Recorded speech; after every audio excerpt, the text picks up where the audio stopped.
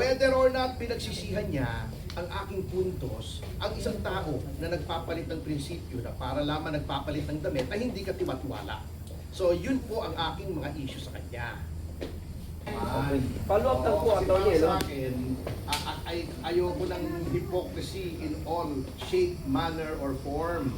Para sa akin, number one, gusto niyang tumakbong senador, pero siya yung lumabag sa batas, kaya nga hindi siya nakaupo dun sa ating House of Representatives dahil yung kanyang pag-substitute ay labag sa batas, pinalusot niya, hindi naman siya nakalusot sa Korte Suprema. Number two, yung pinagsasabi niya kay VP Sara, kay Pastor Kibuloy, at sa mga ibang mga personalities, ewan ko kung yun ay dapat patawarin o hindi, sapagkat whether or not pinagsisihan niya ang aking puntos, ang isang tao na nagpapalit ng prinsipyo na para lamang nagpapalit ng damit ay hindi ka tiwatiwala. So yun po ang aking mga issue sa kanya. Okay. Follow up lang po, Atty. Halimbawa po kung lumapit po sa inyo si Atty. Ruel Guanzon at makikipag-ayos, handa po ba kayo makipag-ayos? Ito, wala namang dapat ayusin eh. Talagang hindi siya katanggap-tanggap sa akin as a person and as a politician. Yung kanyang mga prinsipyo ay hindi po katanggap-tanggap sa akin because I do not like hypocrisy. Ayoko ng doble cara, ayoko ng traidor, at ayoko ng walang paninindigan na tao. Hello kayo. Attorney, paano po pag kinausap kayo dalawa ni Attorney Guanzon ni VP para po magkaayos para sa maging kalyado niya sa 2028 election na tatakbong mga piling senador? Wala pong problema kung si Binibining Guanzon ay endorse ng kahit sino, including VP Sara. Yan po ay prerogative nila. Ano po? Pero hindi ko kailanman mai-endorso si Binibining Guanzon, hindi ko maaaring sabihin na baliwala lang yung kanyang mga sinabi, at lalong-lalong hindi po maaaring kalimutan yung mga ginawa niya po na para sa akin ay nagpapahiwatig ng lack of principle, lack of dignity, and lack of respect for the rule of law. Sir, excuse me, if ever po si Ma'am Guanzon na po mismo ang lalapit sa iyo at humingi po ng patawaran kung may mali siya, ano po ang masasabi? Wala siyang kasalanan sa akin, kaya wala akong dapat ipatawad sa kanya. Oo, ang kasalanan niya ay sa sambayan ng Pilipino. Kung tatakbo siya at siya ay mananalo, ibig sabihin pinatawad na siya. Ano lang po, wala pong personal ito. Walang Pagamat personal. nagkasuhan kami, sa ngayon ay may kaso siya na graft sa RTC ng Bulacan na ating isinampa. Oo. Sa amin po, this is a matter of principle. This is not on a personal level. Kasi alam niyo po, hindi alam ng iba. Yes, Magkaibigan po kami. Magkaibigan kami. In fact, noong isang beses na nagkita kami sa COMELEC nung hindi pa nagkakagulong ito, niyaya pa niya ako magkape doon sa kanyang tanggapan. Ang sabi ko na lang, huwag na po, Commissioner, kasi yung kaso, kaya ako nandito, may kaso ako, nasa inyong division, baka bigyan pa ng kahulugan noong ating kalaban ay nariyan. So, huwag na po. Magkaibigan po kami yan. In fact, eto nakakatawa, sinuportahan ko pa siya noong may hidwaan sila ng Duterte Youth Party List, kasi sa aking palagay, tama siya roon. Pero sa pagkakataong ito, ang nakikita ko sa mga ginagawa niya na as late as 2025, sinasabi niya, ano daw ang Diyos ni Pastor Kibuloy, Diyos pa ng pera. Ang sinasabi niya, bumawi na lang kayo dahil sa graft and corruption ni Vice President Duterte. Ginagamit pa niya si Vice President Duterte para makakuha ng boto noong 2025. Natalo naman yung kanyang party list, di ba? Sabi, bumawi kayo, ako na lang iboto nyo. Bago 2026, magsisisiksik siya rito. Anong klaseng tao yung gano'n? Of course, kung yun ay patatawarin ng mga Duterte at siya'y tatanggapin, wala po sa akin yun. Hindi po natin pwedeng saklawan ang damdamin ng mga Duterte. Pero sa akin po talaga, para sa akin, irreconcilable ang differences namin. Kasi ayoko magkaroon ng isang senador na ganyan po ang ugali. Iyan ngayon, dati, dilawang-dilawan. Kung ano-anong sinasabi laban kay Vice President, ngayon sisiksik. Pag naging senador yan, yan ba ay maasahan mo na kakampi mo? baka Maris Ontiveros tayo o Mabongbong Marcos. Attorney, may pangamba po ba tayo, attorney, na maging second Tolentino? Maari hindi natin nga alam, kaya nga dapat tayo mag-ingat. Tignan natin yung track record. Ang importante po rito ay isang salita, consistency. Mas gagalangin ko pa yung mga katunggali natin ngayon na katunggali natin mulat sa pool kesa isang kakampi na dati katunggali na maaring maging katunggali na naman kasi hindi nyo maasahan yung mga ganyang tao. Sa madaling salita po, attorney, hindi ho kayo titiwala sa akin. Oo, yun. Mismo. Attorney, pwede po malaman kung anong sinapan yung kaso at saan po lugar? Sa ombudsman po na ngayon ay nililitis sa Regional Trial Court ng Bulacan. Draft po at saka yung violation ng regional ng revised penal Anong code. taon po yun, attorney? 2 years ago po. Nauna-nawaan na namin. Attorney, yung Hindi pwede talaga. pag ganang kaso, hindi na pwede nga ano, sinunod ng kaso na hindi na dapat. attorney, Hindi talaga on matters of principle mahirap eh. Salamat po, attorney. Salamat po. isa na lang. Kasi, Pwede siyang balikan. Mahirap din yun kasi isa nag-endorse. Tapos titirahin si Sara. Ano muna, tanong mo na. Nag-fishing na naman siya. Fishing siya, mga vloggers na maliliit. oo. Kaya ayaw namin matulan. Alam nyo kasi, yung sinasabi kasi nila, di ba? Politics is addition. Oo, tama yon, but not at the expense of principles. Si Tatay Digong hindi nakipag-compromise yan. Ha? Kita nyo, kahit noong klarong-klaro na mananalo si BBM, binabatikos pa rin yan. Sinasabi niya, weak leader, drug user. Sabi ni Tatay Digong yun, ha? Hindi ako. Kahit alam niya na kapag nanalo si BBM at hindi siya tumigil, maapektuhan si VP Sara, pati siya maapektuhan at nangyari na nga, hindi siya tumigil. Bakit? Sapagkat yan po ang may tunay na prinsipyo. At yan ay ang po. Opo, yan ang Duterte brand. Hindi dapat silang nagpapauto sa isang hunyanggo na ang daling magpalit ng kulay. Dilaw ngayon, pink, ano. Can you imagine, 2025 lang, binabatikos pa niya si VP Sara para lang ma-project yung kanyang candidacy, yung kanyang party list, natalo. So, what does she bring to the table? Dumami ang followers ni Guanzon, hindi dahil siya ay sikat.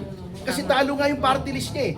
Dumami lang ang followers niya nung siya ay bumaliktad na at dumikit na dito sa mga DDS. So, she brings nothing to the table at baka masira pa tayo. Nung araw lang dapat, parang nandun siya, attorney. Oo, nandun siya. So hindi siya nakalapag dun sa tablado. Napumunta siya sa entablado pero kinonfronta ko siya. Kinonfronta ko siya. Nakausap kay attorney? Oo, hinarang ko siya, sabi ko, pambihira ka. The nerve, the nerve. Pagkatapos ng lahat ng sinasabi mo kay VP Sara, you dare show your face here? Anong klaseng tao ka? Di ka ba nahiya? Pati kay Tatay Digong eh, tinihiya. So, Diba? Sinabi pa niya noon, di ba? Dapat daw magpatingin ng utak si Tatay Digong. Di ba binalikan siya? Bakit ako lang? Di siya rin. O, di ba? At siya nagbablock ng kandidatura ni Tatay Digong bago ngayon sisingit-singit siya. Maganda dito, attorney, na nalaman namin sir kasi hindi namin alam na ganun pala ang situation. Kasi po, ang panawagan niya ngayon na lahat ng vloggers, small time or ano, ni-invite niya, pwede siyang mag-collab or ano. So, syempre, attorney, nagdadalawang isip kami kung ano ba talaga. Nasa sa inyo naman yun eh. Hindi ko naman kayo pipigilin eh. Oo. Lahat naman tayo ay may kanya-kanyang diskarte. We're all adults. Ang atin lang maging discriminating tayo.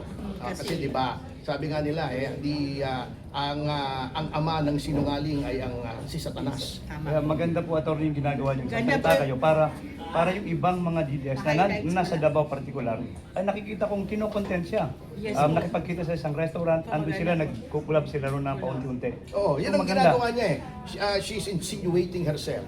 Pero panoorin niyo yung mga dating Maganda po sinasabi niya. nagsasalita kayo, attorney. Actually, plan namin, attorney, nag-observe pa kami. So, sabi ko parang mayroon kaming nararamdaman sa'yo na yun nga, itong situation. Kaya ito po, maliwanag na sa amin kung saan dapat kami manindigan. Si Thank you po. Rowena Guanzon ay gagawin at ang lahat, sasabihin ang lahat na gusto niyong marinig, yung matatamis na salita para lamang maging senador sapagkat gusto niyang maging senador. Yun ang nakakatakot. Hindi na pwede Ang yun. isang tao na lahat ay gagawin para makuha yung kanyang adhikain, kahit magsinungaling, magkunwari, magpa-cute-cute, nakakatakot na tao po yan.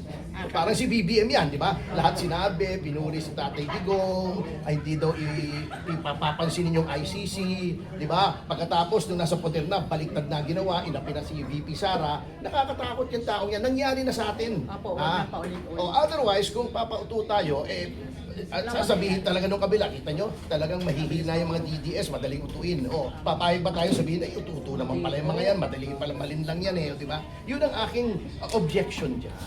So, attorney, yung swift na movement ni Attorney Guanzon from Dilao to TDS. Kasi ngayon, palagi na siyang Nandun pa rin. bumubuntot-buntot kay Bibi Sara. Ano naman kung masasabi nyo dito sa mga pro-Dutertes na nagsasabi na, ano naman ngayon kung nag-swift na siya ng maka-Duterte na yung kanyang pag-iisip ngayon, na something na-realize niya yung pagbabago, kaya maka-Duterte na siya daw ngayon. Ano naman po yung masasabi mo sa kanya? Hindi ganun kadali yun Baliktarin natin. Halimbawa, mamaya lumabas ako rito, pumunta ako Malacanang. Sabihin ko kay Lisa Araneta, Ma'am, Panyera, tama pala si BBM, he's the greatest president ever. Magaling yan. Yung mga DDS, mali yung sinasabi niyan. Tingin nyo, pagtitiwalaan ako ng mga yon? Hindi. Siyempre. Ba't pagtitiwalaan natin yung mga ganang Correct. tao, di ba? Tama. O, baliktarin nyo. Tama po yan, Atty. Pumunta ako sa Malacanang ngayon. Ayoko na po sa DDS. Sa inyo na ako, Mr. President. Mali yung ginagawa ni Tatay Digong. Dapat talagang makulong yan. You think they will trust me? Hindi. Bakit natin pinagtitiwalaan Balimbing yung tao is a yan? balimbing. Oo. Balimbing po. Oo. Walang iniwan yan. Ito, may istorya ako. Medyo mahaba lang pagtsagaan nyo ko. May istorya. May isang palaka na nasa isang dahon, lumulutang palaka nasa river. May naaanod na Scorpio. Sabi ng Scorpio dun sa palaka, Mr. Palaka, tawid mo ako, malulunod ako, pwede bang pumunta ako sa likod mo? Itawid mo ako dito sa river. Sabi nung palaka, ayoko nga! Bakit? Pag dumikit ka sa akin, tutukulawin mo ako Hindi kita tutukulawin. Siyempre, tutulungan mo ako So, sinakay niya yung Scorpio, tinawid niya. Nung nasa bambang na, tinuklaw siya. Sabi niya, bakit mo ginawa yan? Sabi mo, hindi mo ako tutuklawin, pasensya ka na. Ganun talaga ako hindi basta pwede magbago ang tao. Nature niya Kung nature mo yon, ikaw ay balimbing, traidor, sinungaling, ikaw na yon. Yan Hindi po. na mababago yun. Yan po ba may pagkakaiba sa kwentong unggoy at saka sa pagong? Iba naman yun. Ang sinasabi dito, hindi ganun basta nagbabago ang tao, di ba? Ang iyong kulay ay mananatiling kulay mo. Oo. Attorney, pwede malaman kung ano po yung sinagot ni Attorney Guanzon dun sa pagkumpronta mo dun sa Davao sa kanya? Sabi niya, I don't want to talk to you. I don't want to talk to you. Kita mo, hindi siya sumasagot ngayon kasi alam niya, ang lahat ng sinasabi ko, totoo. Anong depensa niya? Sasabihin niya, hindi niya Facebook page yun. Nasa akin lahat ng resibo. May screenshot ako. Yung pinagtatalo ko sa GC natin. Yun, Atty. Oo, ano mapapasa niyo? Attorney, after nyo po mag-speech sa Davao, tapos after din po mag-speech ni Madam Rowena Guanzon, meron pong isang eksena, senaryo sa ibabaw mismo ng entablado, parang nagtatalo ho kayo. Ano pong napag-usapan? Before yun, before. Before ba yun? Oo. Okay. Ano pong mga napag-usapan nyo nun, sir? Yun nga, kinumpronta ko siya. Yun lang. I called her out. Kasi hindi naman tayo plastic Pag-ipagkamayan tayo. Sinabi ko, ang kapal mo naman. Pagkatapos ng lahat ng sinabi mo kay VP Sara, pupunta ka rito. Pupunta ka sa entablado, kakamayan mo. Anong klaseng tao? Kasi ako, ito yung nangyari sa amin ni Jess Falsis, di ba? Galit ako sa kanya. Binabatikos ko siya, binabatikos niya ako. Nung nagkita kami, hindi kami nagkamayan. Kasi magpakatotoo ka. Di So, ba? ngayon, attorney, hindi na maplaplantya yung gusot niyo. Walang gusot sa amin. This is a matter of principle. Wala kaming pinag-awayang personal. Ang aking gusot ay I cannot mix with someone na walang prinsipyo, na plastic, na mapagkunwari, mapagbalat kayo, sinungaling. Yun ang sa akin. At nangyari yan paulit-ulit. Ganun na naman Ganun gagawin natin ngayon. oo, di ba? Oo. 2028 dapat ready na tayo. Oo. We should be discriminating. Hindi ko sasabihin, huwag niyo iboto, huwag niyo endorse. Nasa sa inyo yan, malaya tayong lahat eh. But, gamitin ang utak kasi baka mabudol na naman. Ilang beses tayo nabubudol. Kawawa naman tayo kung mabubudol na naman tayo, di ba? Kaya kailangan natin itong kapasyo para magkwento ng Wala akong sinasabi. Ay, ayoko nga eh, kasi ang aking kapalaran ay nasa kamay ng partido. I am a member of PDP. I take my orders from PDP. Kaya hindi ako nagdedeklara ng kahit ano kasi hindi tayo ganoon. Ang daming problema, mamumuliti ka agad. Sasabihin mo agad, kakakandidato ka, bago mangangampanya ka na. Hindi ba sir, yung katulad kay Wanson sir, yung kulay niya, yung mga estratehiya niya, may sabi niyo, tulungan mo kami. Ang mga Oo, nanonood sa hindi. atin. Ganun nga yan eh. They will try to insinuate themselves. Kaya di ba yung istorya ng Trojan horse? Alam niyo yun, di ba? Yung mga Griego, hindi nila ma-penetrate yung depensa ng Troy. Ang ginawa nila, pumunta sila sa parang kabayo na walang laman sa loob. Kunyari, umalis na sila. Hinila ng mga Trojan. Yung pala, nasa loob sila. Minasakit nila yung nasa loob. Ganyan kasi, ang problema ng PDP ay good problem. Lahat ng tao pupunta sa atin kasi sinking ship ng administrasyon eh. Nakikita nila na ang PDP ang party of the future. Dito mga galing ang mga future leaders na maaayos, na aayusin.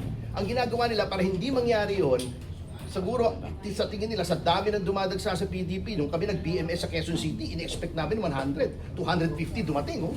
Hindi namin malaman kung paano pakakanin. Good problem. Siguro sa tingin nila, since maraming dumadagsa sa PDP, hindi na natin masusuri. At baka akala nila, lahat na lang itatanggapin natin. Kung tatanggapin natin ang lahat ng pupunta sa PDP, di wala na tayong pinagkaiba kay Martin Romualdez at saka kay Marcos, kay komunista, kay dating kritiko, di ba? Si De Lima, si Chiel Jokno, na minumura sila dati, sinasabi Marcos never again. Nung pumunta sa kanila, pinagtiwalaan nila. O, gusto ba natin yung ganong isang partido na walang paninindigan? Ayaw natin yun. We are principled. Iba tayo. Kaya nga tayo ang natitirang genuine na oposisyon. Attorney, may iba naman po tayo ng kaunti. Matanong lang po kayo kung ano po masasabi ninyo sa bali-balita ngayon na nawawala daw si Mr. President. Naniniwala ho ba kayo? Hanapin muna natin. Pag hindi natin nahanap hanggang bukas siguro. Salamat po, Attorney. Salamat po. Attorney, if ever po na hindi talaga magpakita si within this week or the next week po, ano pong maging hakbang? Alam nyo, meron po provision sa konstitusyon na nagsasabing kapag may malalang karamdaman ng Pangulo, ay dapat obligasyon ng gobyerno na sabihin kung anong tunay na kalagayan. Mag-demand tayo kung talagang sa tingin natin. Kasi puro general, maayos ang presidente, etc. etc. Although kinunpi naman di ba, na tinala daw sa ospital because of discomfort, dapat sabihin sa atin, ano ba yung discomfort na yon? Yung ba'y almoranas? Ano ba yun? O LBM? Hindi natin malaman eh. Salamat, attorney. Tapos attorney, last attorney, Oh. yung binuhay nila, yung nag-update sila